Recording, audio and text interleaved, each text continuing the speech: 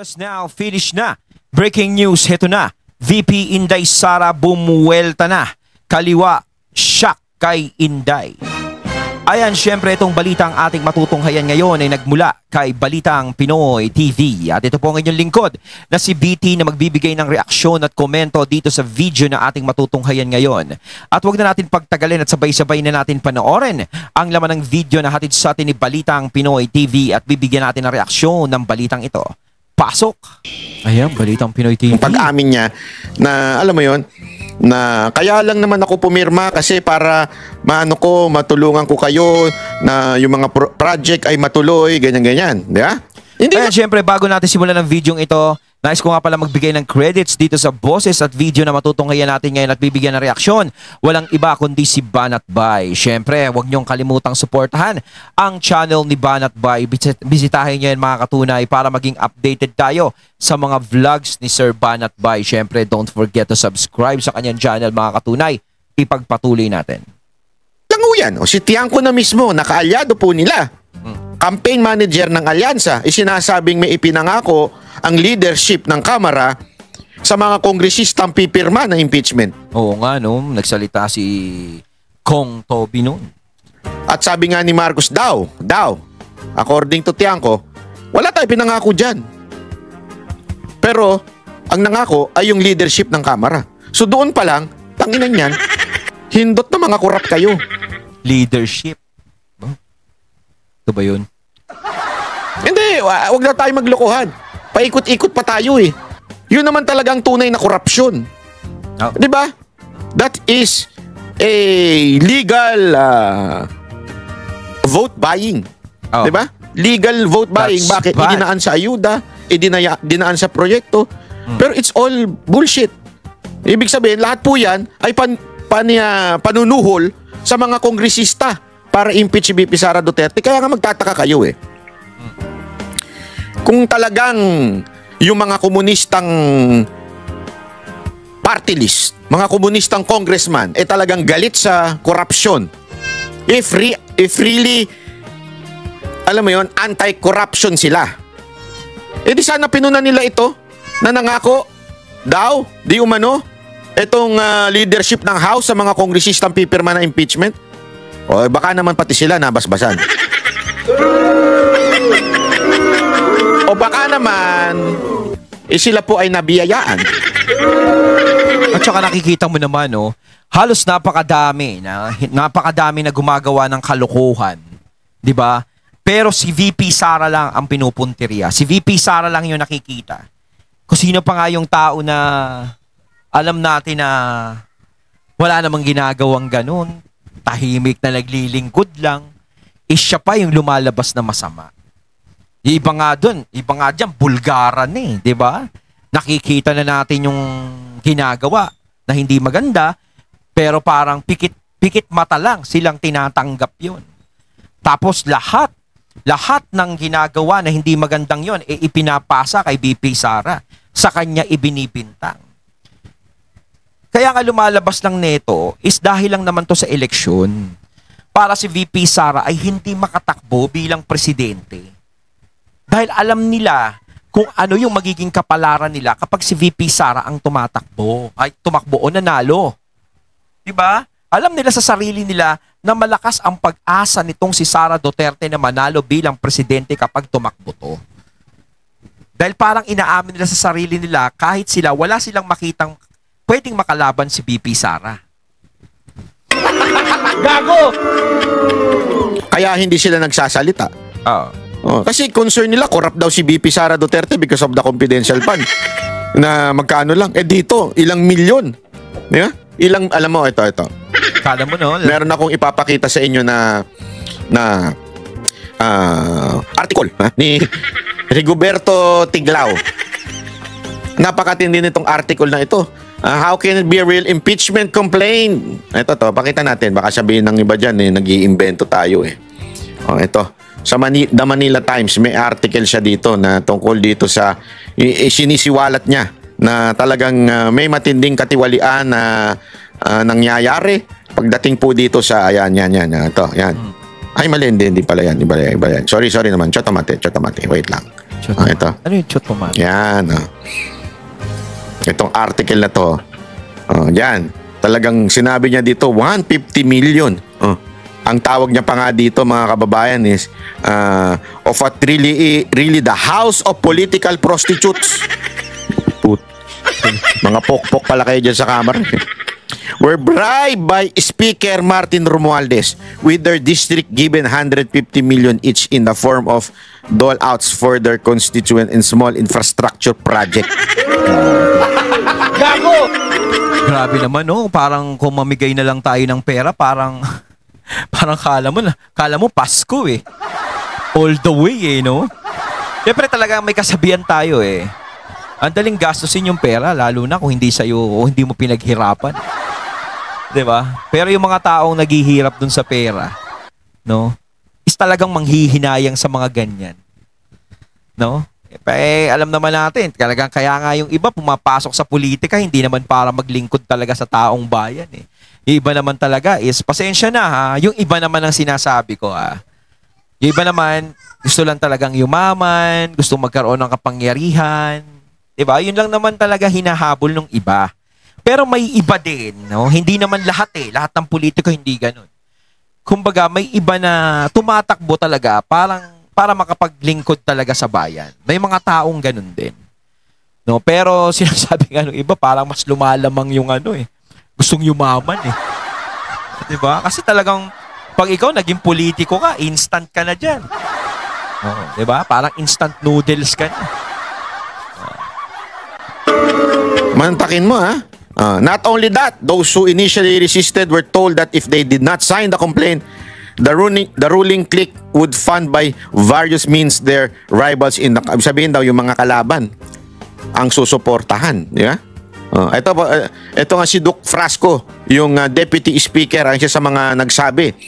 May video pa yan, ha? May video pa yan na sinasabi niya talagang kaya siya pumirma, it's because doon sa mga project. Ayan, no? Di ba? So, ibig mong sabihin, mga kababayan, anong ibig ko lang sabihin, no? Ganyan nakatindi ang korupsyon sa Pilipinas. So, parang pumirma siya para sa mga project, no? Parang may kapalit. Di ba? Parang ano yun? Parang sapilit ang pirma yun. Parang gano'n na lumalabas dito. Ay, no. Ganyan na po katindi yung masasabi mong suhulan. Diba? Para lang matanggal si VP Sara Duterte sa pwesto. Ay, no.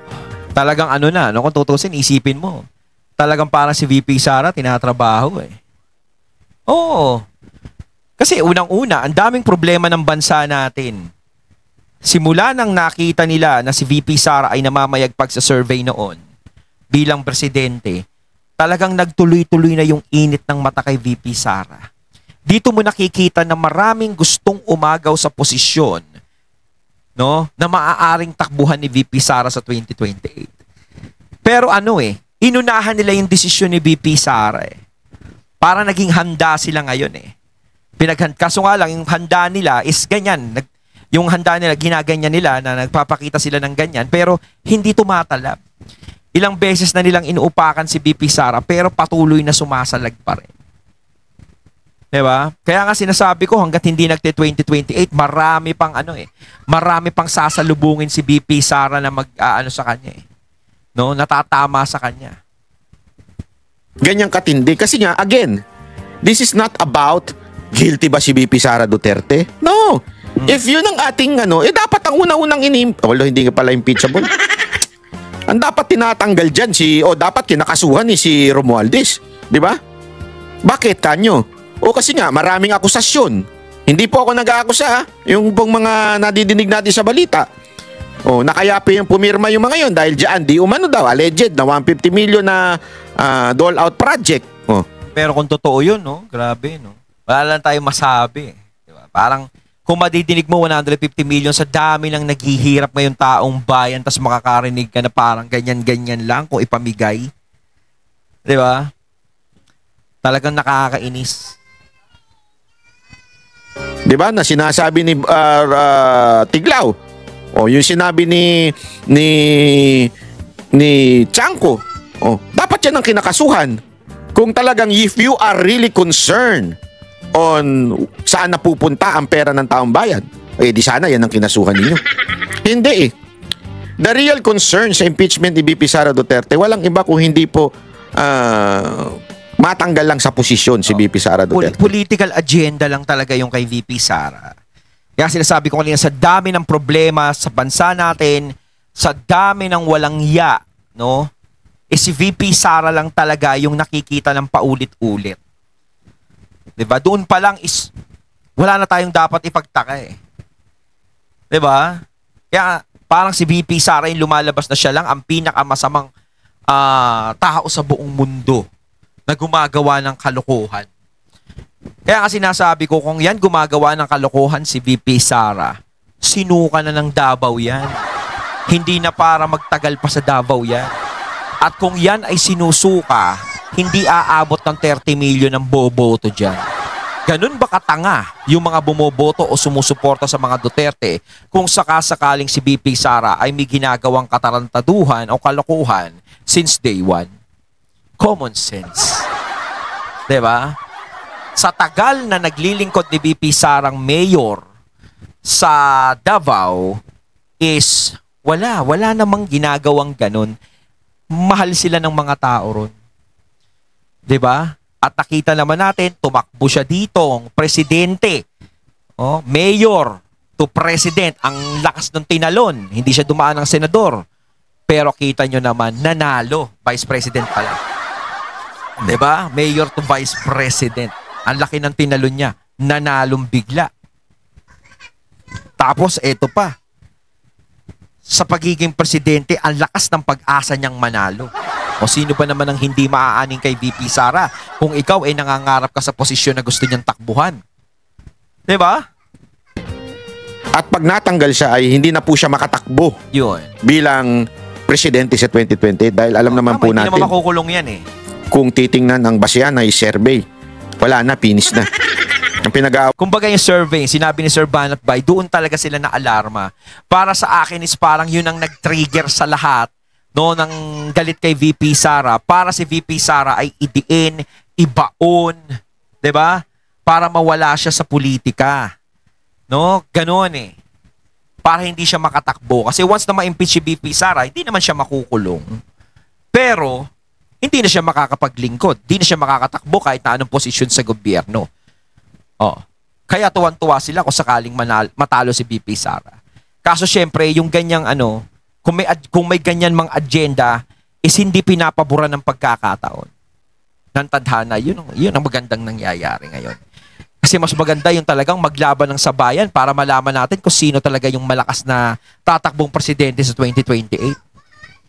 Awayan na lang ngayon yung vice president niya. Na yung iba dyan, pilit na sinasaksak si Amy, hindi ko alam.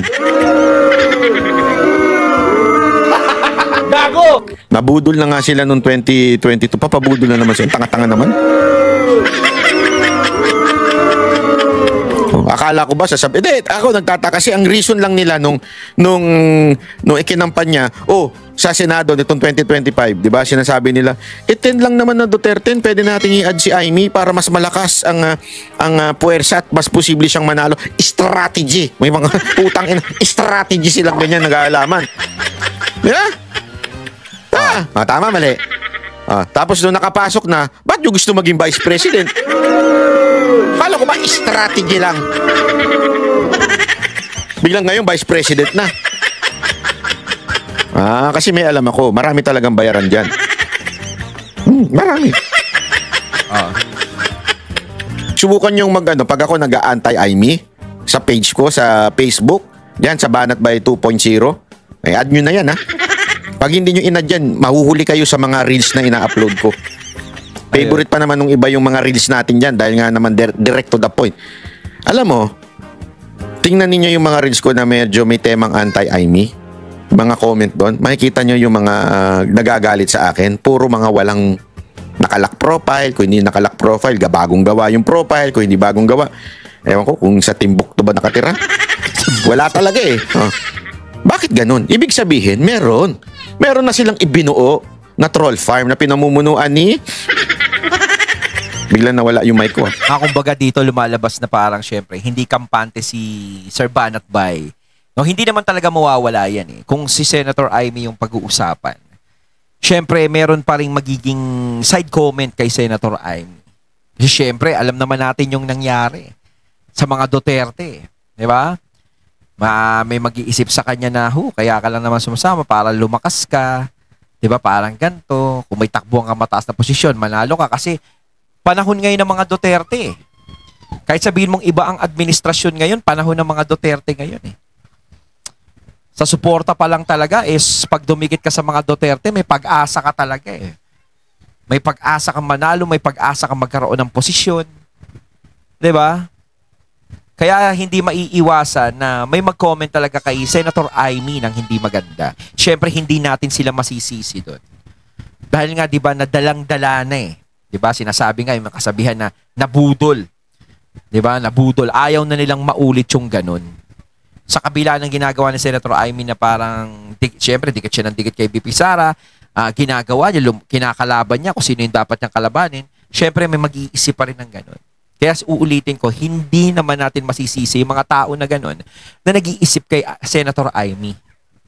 Dahil nga siyempre, nadala na sa nangyayari. At ayaw na nilang maulit-uli sa mga Duterte yung ganung pangyayari. Ang kanilang pagpirma doon sa articles of impeachment. So if we are to talk about accountability by business groups, dapat questionin din natin kung paano ginawa yung articles of impeachment at paano pinasa yung articles of impeachment papunta doon sa Senado. Yun. Okay. Any more questions regarding the impeachment matter? Sir? Nakangiti lang si VP Sara, no? VP, good afternoon. So, haharap ka ba sa Senado dahil nag-issue sila ng summon? Hindi ko pa kasi, sir, pagkakaalam kung kinakailangan ang personal appearance. Yun ang hindi ko alam dahil hindi ko nabasa yung summons. Yung summons namin ay nandoon sa mga abogado at sila yung magdidesisyon kung ano yung gagawin doon sa summons. Okay. Ma'am, there's a phone-in question here from the Billionaire News Channel.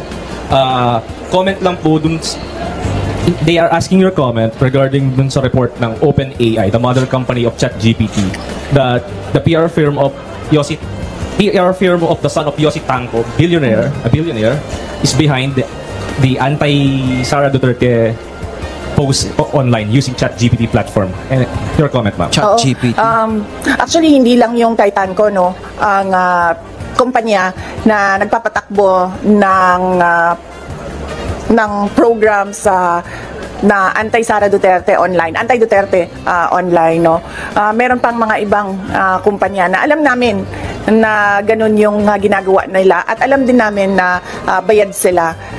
Yun lang. Kaya ako nagsasabi lagi, no, na yung ginagawa sa akin ay threats, harassment, and intended to disqualify me from the 2028 presidential elections. Kasi Ayan na 2028 presidential election. Ramdam natin kay VP Sara, sinabi niya na ngayon. Yun naman talaga ang nagiging suma total ng lahat para ma-disqualified talaga siya. Ayaw talaga siyang patakbuhin. Wala nang iba yan. Tingnan nyo. Noon may TRICOM ba ang tawag nun? Tawag nung hearing? TRICOM. Quadcom. Tapos may TRICOM for fake Quadcom. news and for fake news. Yes, may TRICOM na for fake news. Pero kung makikita nyo, ang mga tinawag nila doon ay mga lehitimong owners ng Facebook account using their freedom of speech and Bakit lihitimo? Kasi una-una may mga trabaho yon, hindi lang po yon. Lahat po sila nakikita ninyong pagbumuka. Ibig sabihin, kasama po din tayo doon sa in-invite. Pero kita po yung muka. Ibig sabihin, hindi po kami nagtatago. Hindi po kami nagtatago sa mukha ng iba. Yung iba kasi, di ba, marami ngayon, yung YouTube, sinisiraan lang. Tapos, wala naman silang mukha na nagsasalita. Yung mga naandun at inimbitahan, may mga mukha po yun. May mga trabaho, mga profesional. Di ba? O tayo, professional din tayo eh. Professional dancer. Naglalabas tayo ng buka. Professional rider. Hindi, totoo naman po may mga trabaho. Hindi, ako po talaga, honestly, ako po ay talent manager po. Ako talaga. Oo. Ayan po ang talagang tunay na Alam professional. ko si Sir Banat Bay, talent manager ng Mocha Girls. Ayan, correct me if I'm wrong, mga katunay, di ba? Kasi nakikita ko kasama lagi ni Sir Banat Bay ang Mocha Girls. ko. I'm by blood, talagang musikero ko. Ako po'y nag-aral ng 5 taon sa UP College of Music. Ayop, pang PhD Sana din. all. Oh, hindi nga, wala, sinabi ko lang naman nag-aral. Hindi ko naman sinabi nag-graduate. Nag-aral lang ng 5 taon. At least nag-aral na gano'n. Tapos umalis na nung kumikita na. Ganun talaga buhay doon eh. Anyway, eto na nga, di ba? So, anong ibig ko lang sabihin? Tama si VP Sara Duterte Oo, dito eh. Tama. Tricom sorry pero I think kung talagang seryoso sana kayo, edi nung huling ano ninyo, edi sana inimbitahan ninyo yung yung etong mantakin mo eto naglalabas ng pera. Oh. Bakit hindi nyo alamin kung sino?